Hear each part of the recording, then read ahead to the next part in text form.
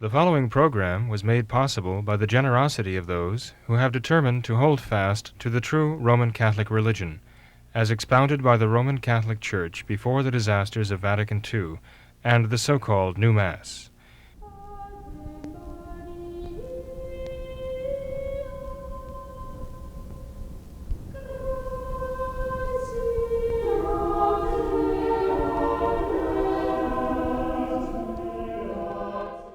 Father, and to the Son, and to the Holy Ghost. Amen.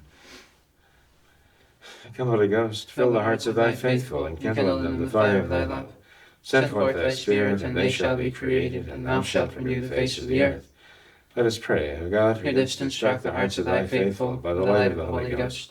Grant us by that same Spirit to be truly wise, and ever to rejoice in its consolation. Through Christ our Lord. Amen. May the divine assistance remain always with us. And may the souls of the faithful departed through the mercy of God rest in peace. Amen. And O Mary, seat of wisdom, pray for us. In the name of the Father, and of the Son, and of the Holy Ghost. Amen. Je l'ai résumé au cardinal Ratzinger, en quelques mots. Vous voyez, même si vous nous accordez un évêque, même si vous nous accordez une certaine autonomie par rapport aux évêques, même si vous nous accordez toute la liturgie de 1962, si vous nous accordez de continuer les séminaires et la fraternité comme nous le faisons maintenant, nous ne pourrons pas collaborer. C'est impossible. Impossible. Parce que nous travaillons dans des directions diamétralement opposées. Vous travaillez à la déchristianisation de la société, de la personne humaine et de l'Église, et nous travaillons à la christianisation. On ne peut pas s'entendre. Rome a perdu la foi, mes chers amis. Rome est dans l'apostasie. C'est pas des paroles, c'est pas des mots en l'air que je vous dis, c'est la vérité. Rome est dans l'apostasie. On ne peut plus avoir confiance dans ce monde-là. Il a quitté l'Église, il quitte l'Église. C'est sûr. Hello and welcome to What Catholics Believe. I'm your host, Thomas Nagley, and with me tonight is Father William Jenkins. He's a member of the Society of St. Pius V. He's also the pastor of Immaculate Conception Church right here in Norwood, Ohio. Hello, Father. How are you doing tonight? Very fine, Tom. Thank you. And yourself? Well, Father, thanks for being here. Good. Well, very welcome. Thank you for being here, too. No problem. My pleasure. Father, I wanted to start with a response that we received from an email and a discussion that we had in our most recent program concerning a viewer from Germany who had written in with information concerning an SSPX priest commenting on the Amazonian Synod, and he provided us with some wonderful information pertaining to that. And I wanted to read his reply here. He says, I just watched the latest episode of WCB. Thank you very much for bringing my email to the attention of Father Jenkins. I'm glad to learn that his criticism of the Society of St. Pius X is coming from a place of concern for the souls of the people involved, rather than a personal grudge against the Society. I would be happy to send Father anything that he wants or needs. It wouldn't be too much trouble. Please convey my gratitude to Father Jenkins and let him know that I will keep him and all faithful priests in my prayers. Once again, thank you very much for producing such an informative YouTube channel. I thought that was a very nice email. Well, that's very kind of you. I appreciate hearing again from this gentleman. Mm-hmm. Okay, I assume it was a gentleman. And again, I thank him for sending the Monatsblatt from Father David Kuchli. I'm glad that this gentleman did point out that he was concerned whether my critique was a matter of concern or a matter of a grudge. It's not a matter of that at all, quite the contrary.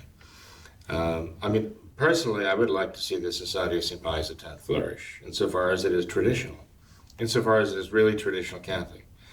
And I would wish that for any truly traditional Catholic organization or individuals. I'd like to see them all prosper, because it's a matter of the Catholic Church itself and the Catholic faith itself prospering.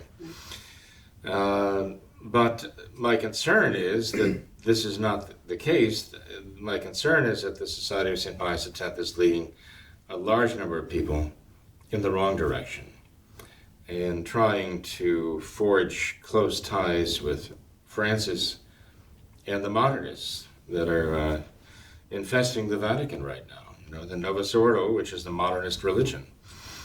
And the gentleman sent this article, sent a copy of this article by Father Kirkley, who's I gather one of the priors of the Society of St. Pius X in Germany, the Priory of Saint-Nicolas-Fonfleur, and that the Monatsblatt, or the monthly, I guess you'd say, bulletin, or talks about the Amazon, a new way for the church and for a ganzheitliche, that is referred to as like an integral ecology. I think that's how it's actually referred to in English. A new way for an integral ecology. They're talking about a new way of evangelization, okay, a new way to preach the gospel in the Amazon. That's what the working document speaks of. But I would just say in response, now that I've actually had a chance to read the article, and the article is in German, and it's an easy read, and it's very clearly written by Father Kirkley. I compliment him on the clarity of his writing. But I think what it does show, in a sense, what I'm saying is that the Society of St. Pius X is not actually addressing this issue. I mean, I'd like to think there's more than I see here, and more than he sent me. Here we have a relatively brief article, which for the most part quotes what others are saying about the Instrumentum Laboris, the working document for this upcoming synod on the Amazon. A matter of 5-6 pages, large print, and devoted mostly to saying what others are saying about it, but not really addressing the issue as the Society of St. Pius X. Not really issuing a statement of the Society of St. Pius X. This is Father Kirkley's own work. He's issuing out on his own authority for himself, right? An article by himself. This is a far cry from what one would expect of what is supposed to be like the flagship traditional Catholic organization on the planet Earth right now, and that's at least how it kind of styles itself, the SSPX. I mean, you'd expect there to be some official position paper coming out from the highest authorities, you know, in the society, and yet this is what we see here. Now, last week, before I read the article, and by the way, the article itself is fine, okay? But it definitely is not a statement of the Society of St. Pius X as such. And I mentioned last week that I was primarily referring to the silence of the SSPX here in the United States of America. Right. Okay? And now, some dear soul sent me a copy of the letter from the District Superior, dated July 18, 2019. This is the District Superior's letter, the District Superior of the Society of St. Pius X here in America, addressing the Friends of the Society. It's essentially a fundraising letter, basically, saying, please support our seminaries. And again, what we find here is very, very paltry. It's very meager. It doesn't even state an analysis on the part of the Society of St. Pius X. It doesn't give a critique on the part of the Society of St. Pius X of the Amazonian Synod. It basically just quotes, in this case, Cardinal Walter Brundmüller, and quotes him about what his critique is. But it doesn't go into any depth, any real analysis, any real position of the society. I can read the whole thing. It's two very short paragraphs, basically 4 sentences, not even that. And with the decreasing number of vocations, there are constant calls to redefine and update the role of the priest. These calls come from within and without the Church. This year, the Holy See has called for an upcoming synod the Amazonian Synod, which threatens to drastically change the role of the priest and the nature of the priesthood. German Cardinal Walter Randmüller recently published a public criticism of the, quote, working document, unquote, the planning tool of this Amazonian Synod. In his critique, Cardinal Brandmüller warns that one of the major aims of the Synod is the abolishment of priestly celibacy and the introduction of a female priesthood, starting first with female deacons. That's the whole reference in this. This is not what one would expect to be a worthy theological assessment of this impending disaster, right? Which is actually a work of apostasy, basically, saying we have to bring in the pagan theology of God, we have to bring in pagan spirituality, we have to introduce pagan rituals and ceremonies into our own worship. This is what the document is saying, and we need to ordain people who can do that, beginning in the Amazon. And that means elders, men, married men, who know the pagan spirituality, theology, ritual, and so on, and the women. We need them because they know all these things, and they can bring these into our worship. I mean, this is tantamount, again, to apostasy, but that's what modernism is. You know, so if this is all anybody can show me as far as what the Society of St. Pius X has to say about this upcoming synod of the Pan-Amazon region and this Instrumentum Laboris working document that is going to be put in front of the people who are present there to start as a starting point for discussion, if that's all the evidence they have of anything said by Society of St. Pius X or its members, I come back to the point that there's something wrong. There's something wrong. And Tom, you might actually be aware of what that is, because I know you've been looking into this, and I'd be very interested in hearing what you have found.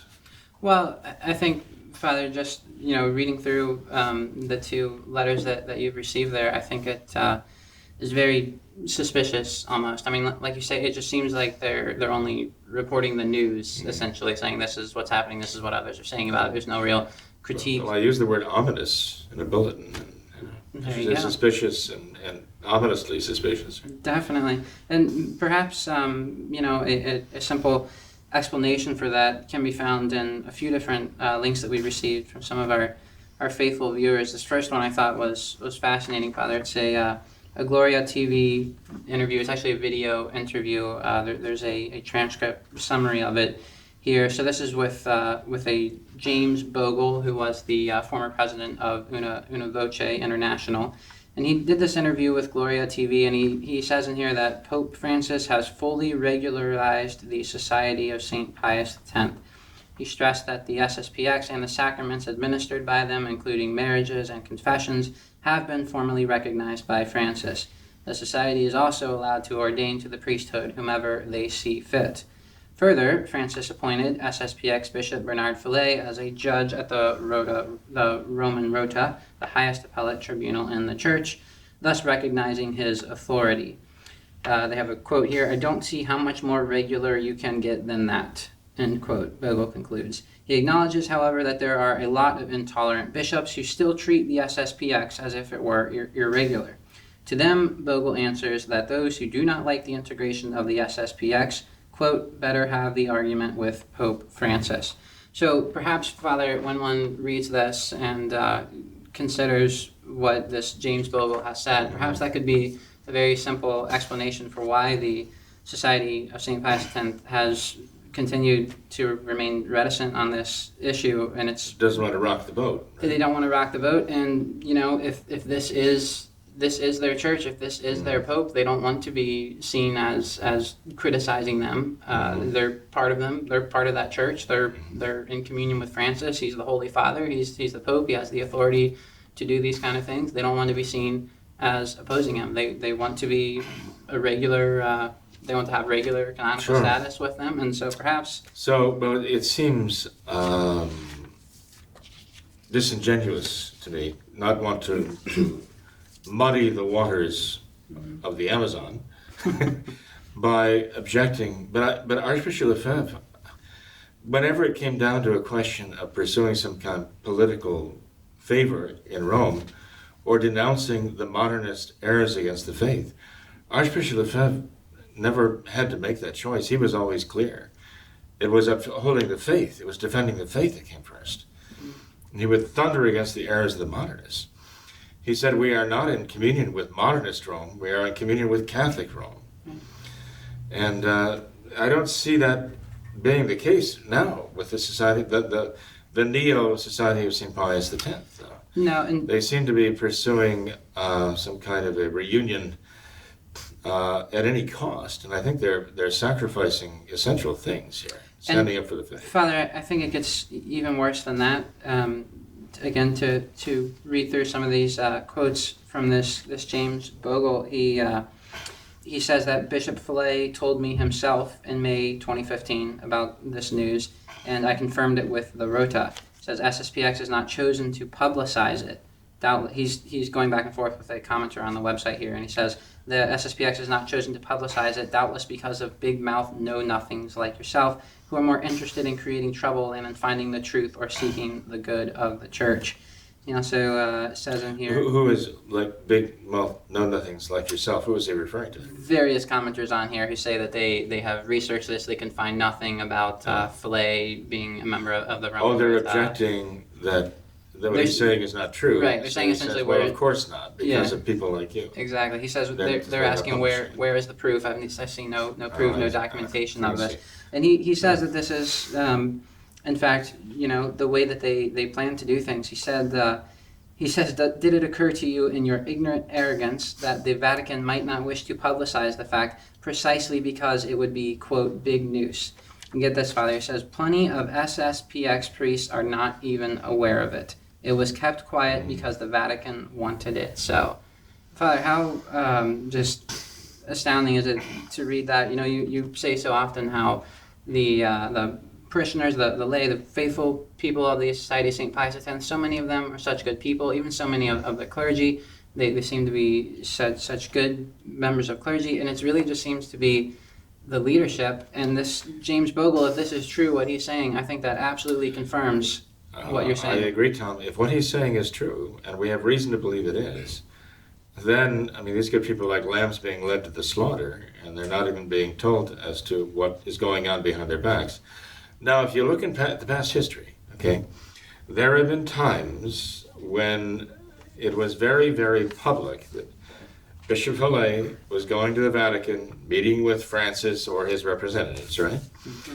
And immediately after publication of the fact, there were those among the modernists who would cry foul and say, "Look, you can't be, thinking about allowing these people back in the church with all the tradition." And there were also traditionalists who would raise even a hue and cry and a clamor and a warning in the Society of St. Pius X, saying, "Oh, Bishop Feeney's going and working out a deal with Francis, and we're going to be sold out. They're going to come with some kind of a deal and sign some document within 6 months." People were predicting this. And so, since that happened 2 or 3 times, it seems that the sub has submerged, and now it is running silent and running deep, right? In the sense that now it looks as though all of this is being done on the QT.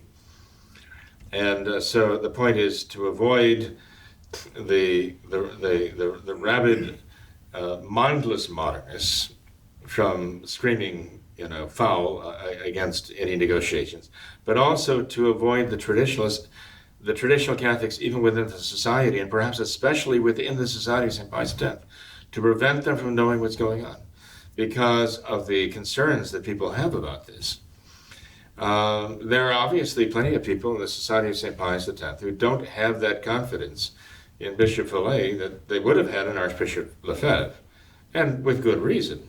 Bishop Feeney is no Archbishop Lefebvre.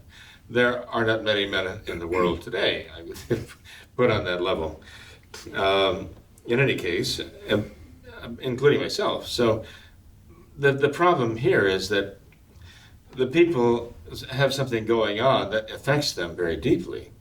themselves, their families, everything from, the souls of their children to their donations and so on. And they're being kept in the dark deliberately, precisely as he says, because the Vatican has an interest in keeping it quiet, and the SSPX has an interest in keeping it quiet. It's just going to happen. You know why this is especially interesting? It's because Bishop Vogel has in the past, and a recent past, said the problems are doctrinal problems.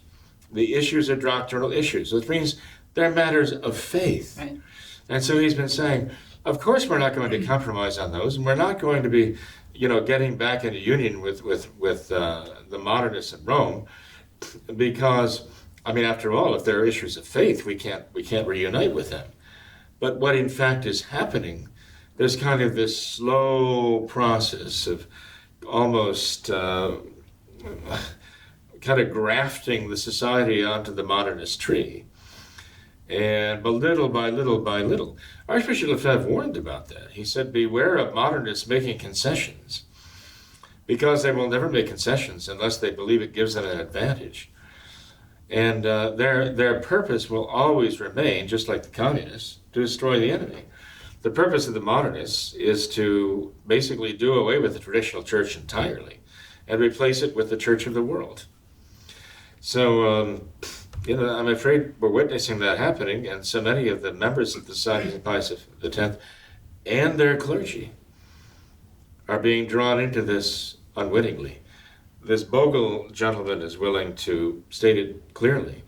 But not only that, recently, and one could mistake the names as I did originally, I guess there's a Jim Vogel. Correct. Who is a spokesman for the Angelus Press, society? He's the editor-in-chief of the Angelus Press and the spokesperson for the society in the United States. Oh, he's the spokesperson for the society in the United States. That's interesting. I didn't know that. Because some of our own church members here at Immaculate Conception have sent me links to interviews given by him recently, which parallel, well, even more than parallel, they coincide with what this, I guess, James Bogle is saying, right? Yes, Father. Of the what is it? Catholics United for the Faith? Or no? Catholic Answers Focused is one in particular, one interview. That's where he gave the interview? Yes, Father, yes. It's... Una Voce International, is that the one that Mr. That's Bogle James Bogle was not Catholics president of that. Una Voce International, okay. Well, that's actually a step higher in terms of the influence and knowledge that he would have, Mr. Bogle. But now Mr. Vogel of the Angelus Press and the SSPX spokesman in the United States has also come out and gone on record about the status of the Society of St. Pius X. Right? Yes, Father. There's a fascinating interview. It's a two-part interview. The first part is just kind of a lot of history about the society and just some general basics. But the second part, it's around a 20-minute long interview with this Jim Vogel, and then there's the host, I believe, is Kellett is his name, and they're also joined by Father Hugh Barbour, who is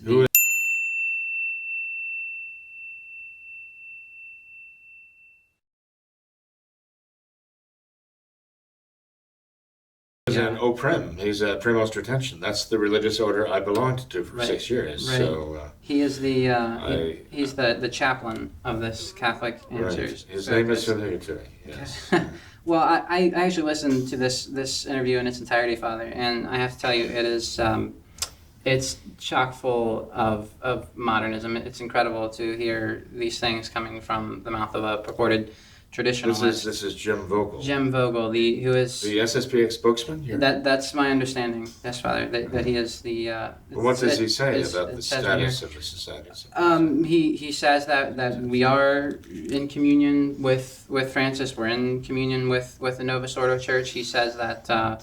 The interview starts out with the interviewer asking him which code of canon law they follow, and he says, undoubtedly the 1983, the new code of canon law. That is John the law. Paul II. That's the law. The one of the that church. sanctions giving communion to non-Catholics. Exactly, and he actually points out that canon in particular and says, when it comes to things like this that are a little less vague, or a little vague, as he says. He uses some language, something like we interpret those through the lens of the 1917 Code of Canon Law. A little vague? A little vague.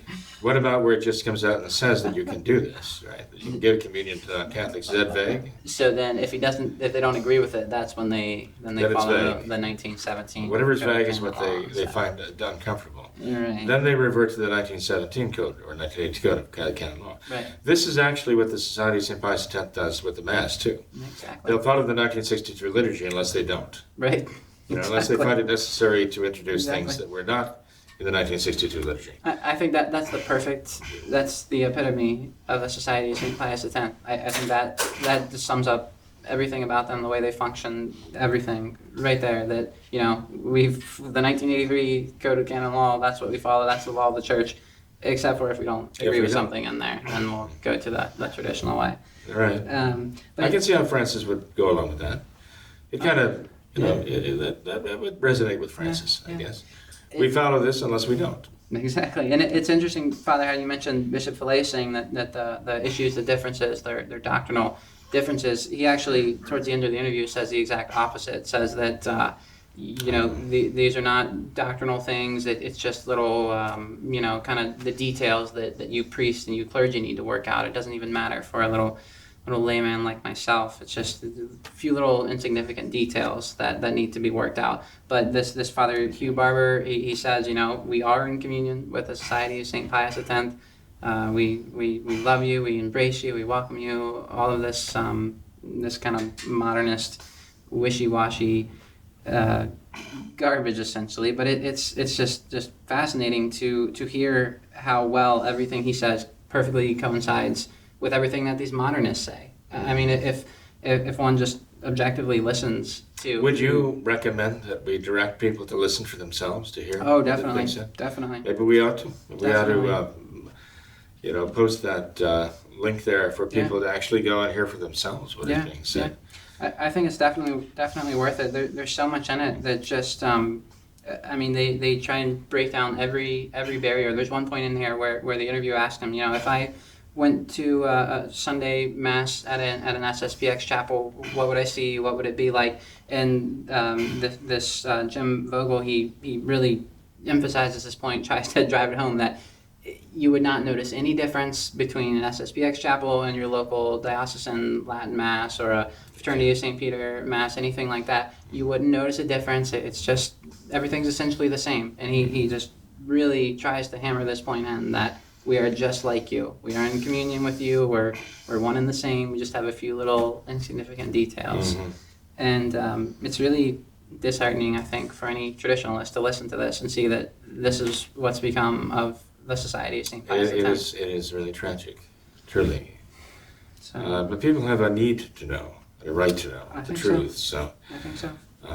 Well, I'm sorry to hear that. And again, I at the risk of sounding bitter about it, I don't want that, heaven knows. But we have to pray for them, because what comes to mind when I'm hearing these things, very credible things about the Society's new course, what comes to mind is the Titanic.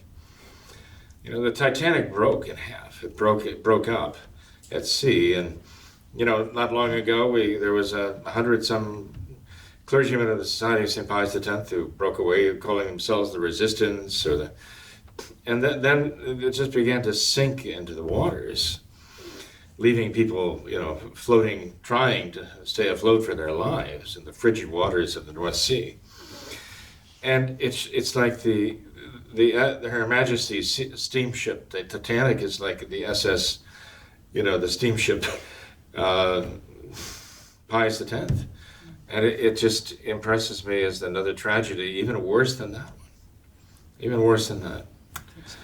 So, if that's the case, how could we call it the Bark of Peter, Mm-hmm. The Ark of Salvation, if they're going to be basically relegating themselves and almost enslaving themselves or indenturing themselves as the Latin rite of the Novus Ordo, within the modernist in Novus Ordo land. Right? I mean, basically, that's what one of the it's called Novus Ordo land. Yes.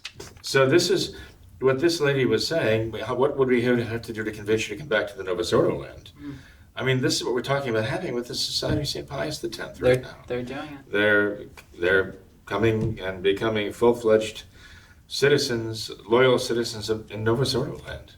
And Father, there was one other point of the interview that I wanted to mention where they get into this question of sedevacantism. The interview asks him, what is the Society's position on this, and are you friendly with sedevacantists? And Jim Vogel, he clarifies that, when we're talking about members of the Society of St. Pius X, we're talking about the priest. He says he can't speak for any of the individual laypersons, but as far as the priest and the society in general, their position is absolutely not. This sedevacantism is a big no-no, and he says how Archbishop Lefebvre was so vehemently opposed to this idea of sedevacantism, and he even found it necessary to expel certain priests, over this issue of sedevacantism. I couldn't imagine. Well, actually, a certain priest I know went to Archbishop Lefebvre about that very subject when the Archbishop was putting a letter out and pointed it out to him, that there were certain errors in the letter. And the Archbishop actually, at first, it's interesting, his reaction was, c'est un détail, that's just a detail. But overnight he thought about it, and it didn't sit right with him that there was something that wasn't quite accurate in his letter. The next day that priest went downstairs and saw the seminarians turning out another letter, that he'd rewritten the letter, in his mind correcting this. At that point, the priest who went to see him wished he had, I was the priest, okay? And when I heard Monsignor Lefebvre say, and I pointed out to him, look, there's something wrong with this, Monsignor Lefebvre, this is not true. And then he responded, c'est un détail. C'est un détail. I was heartbroken, because this is not my conception of Archbishop Lefebvre. That it doesn't matter whether it's true because it's just a detail. It wasn't a detail, it was a criticism of the priests who worked so hard and long for years for the Society of St. Pius X, and successfully. And so there were things in the letter I didn't even go into. I just, took my leave of him and amicably, and that's the last I ever saw him. But I saw that the next day he had corrected that one part of the letter, making it clear. The priests of the Society of St. Pius X do not say that the last pope alive was John the 20th. Was Pope Pius XII.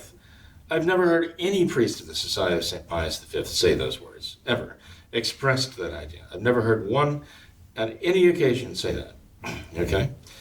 But the Society of St. Pius X continues to just use this broad brush to tar everybody, try to tar and feather everybody with this. But that wasn't actually why Monsignor Lefebvre, showed us the door. There were certain things, issues that created a quite crisis of conscience, which we can actually, I think we even have a video about that. That's fine. That we just posted from, it was made long ago, but it's still very, very pertinent to the situation. But tell me, Tom, I understand, and I've read this and heard this verbally communicated, that within the Society of St. Pius X, it's all right for a priest to believe Francis, for example, is not the Pope, as long as he keeps it as a personal belief, and publicly represents the official position of the Society of St. Pius X. Did you see anything in these writings to that effect? I don't think they got into that deep down into the details. That's my understanding of it. But obviously, the society, the leaders wouldn't agree with that. That wouldn't be their desired position. But I could pretty much guarantee the people who are following the Society of St. Pius X right now that if they were to have a candid discussion with any number of priests in the society, those priests would express at least a doubt about the legitimacy of any papacy of Francis. And some might even come out and say, well, I don't believe it, he's the Pope. Mm-hmm. But I have to kind of toe the party line in this. Right. And by the way, I mean, they make it sound in here, I mean, Bogle, James Bogle, I think it was, makes it sound as though Archbishop Lefebvre was absolutely dead set against sedevacantism. And he was not. I mean, in principle, he recognized that it couldn't happen, that there could be a sedevacante situation. Okay? Monsieur Lefebvre himself wrote about this in his Le Coup de Maître de Satan, l'obédience, obedience, the masterstroke of Satan. He himself expressed the possibility that Paul VI might not be the Pope. This is back in the 1960s. And Monsieur Lefebvre himself said so to us. He said, in French it sounds rather convoluted. In English it sounds rather convoluted too. But what he said was, I will not say that he's not the Pope, but neither will I say that one cannot say that he is not the Pope. And, I mean, we heard that with our own ears from the mouth of Archbishop Lefebvre. And when they had the World Day of Prayer in Assisi, before that took place, Monsieur Lefebvre says, if this happens, we may well have to reconsider whether this is legitimate or even the papacy is legitimate. So, I mean, he himself recognized in principle that someone who, lives in the Vatican, has the right address, and wears the papal robes and so on and so forth, might not be the Pope for whatever reason, and possibly because of apostasy from the faith. Monsieur Lefebvre voiced that as a possibility. Now, he himself withdrew from it, I understand, because he thought that the consequence of that was too drastic. But nonetheless, he at least acknowledged the possibility in terms of Catholic teaching, Catholic theology, that it was true. And he's not the only one. St. Francis of Sales spoke very clearly about a pope losing the office of the papacy because of heresy. And Cajetan, the great theologian, spoke of that, and what would happen in a case like that, that the bishops of the world would get together and simply declare that he had lapsed into heresy and that, for all practical purposes, he had died to faith. And so the see was vacant. There are others, too, who brought up this very possibility. So Monsignor Graver even quoted the great theologian Francesco Suarez, as saying that if a pope would change all of the sacramental rites of the church, he himself would become schismatic and would be cut off from the church as a schismatic. So, this is not strange to Catholic theology, and all of these authors are approved and recognized by the church. So what they said was never condemned as being un-Catholic. Monsignor Lefebvre knew all of that. He clearly had just come to the conclusion that it's such a drastic decision to make that he had to be very careful and was not ready to make that decision or voice that decision on the basis of what had happened in his time. But what did not happen in his time has happened in our time. Oh, definitely. And judging from what he said about what was happening then, I can only imagine what he would be saying now. But he would not be saying, I'm certain, what the Society of St. Pius X is saying. And he would be saying what they are not saying. Exactly. And Father, it is absolutely fascinating to listen to this interview as this Father Hugh Barbour and Jim Vogel, they attempt to have this a discussion concerning sedevacantism. At one point, this Father Hugh Barbour, he kind of interrupts and says that sedevacantism as a theological position is totally untenable. It's impossible. And there's kind of this awkward silence, and then Jim Vogel, he agrees with this, says yes, and then Father Barbour, he goes on kind of this long-winded explanation. It's very, very sad to listen to, is where he's almost kind of searching for something of substance, and he comes up with nothing, where he goes through this progression of saying, well, there have been many times, such as the Great Western Schism, when there were several claimants to the Pope, but of course there could only be one true Pope. And one kind of has to wonder, what does this have to do with sedevacantism? And he says how the church cannot survive long periods of time without a pope. offers no kind of proof or anything concerning that, just states it plainly as a fact. And meanwhile, as he's saying all this, Jim Vogel is just nodding right along, agreeing with everything he says. And he kind of just, at one point he says that it would be ridiculous not to acknowledge Francis as the Pope because all of the bishops of the world everywhere, everyone acknowledges him as the Pope, therefore he has to be the Pope. But he says that, a lot of the sedevacantism question, it arises so frequently because of the abuses of authority that are seen. And he says, well, these abuses of authority can never get really, really bad because then all of the bishops would kind of interject and impose their some kind of sanctions on this Pope. So he's saying that essentially things are not yet really, really bad. And one has to wonder, how much worse can things get before they are, quote, really, really bad? And he goes through just all of these silly, kind of long-winded straw man arguments and comes up with nothing. And Jim Bogle just acknowledges every point on cue. And it's just very, very pitiful. I mean, even anyone with a very basic understanding of sedevacantism and the church's teaching on it could refute every point that is made here very, very simply. So it's really disheartening, really sad to listen to this interview. Right. They can't even admit the possibility. No. That Francis might not be a true Catholic Pope. No, they won't even acknowledge it. So, okay. Well, they'll just have to follow him into the Amazon then. That's where they're going. That's where they're going. By the way, I just mentioned the name "The Beast of the Amazon" for the title of 2 recent programs. Sure. In which I read through the document because I figured most people wouldn't read through the documents. I thought, well, I will read through this Instrumentum Laboris, this working document, go through it and try to analyze it as well as I can, and then read through it for everybody who wants to watch and listen. And I was surprised at how many did. I was told that if you have a program that's divided into 2 parts, if you get half as many listening to part 2 as you had listening to part 1, you're doing very well. Yes. Well, the fact is that the numbers are very close.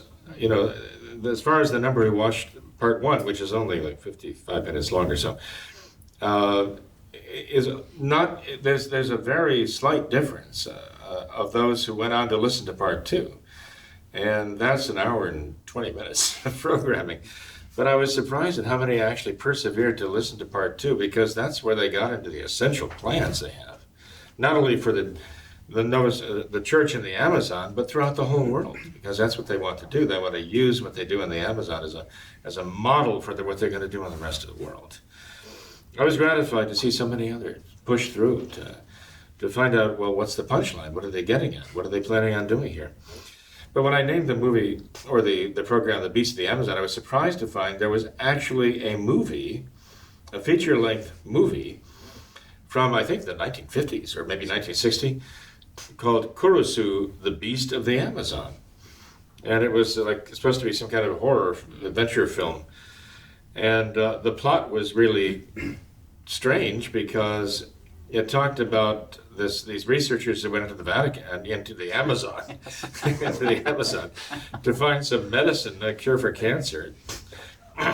But all the natives people were fleeing the area because of this monster that was chasing them away from works they were doing, And so they had a guide, these people had a guide who wanted to betray them into the hands of this monster to destroy them. It turned out the guide was the monster.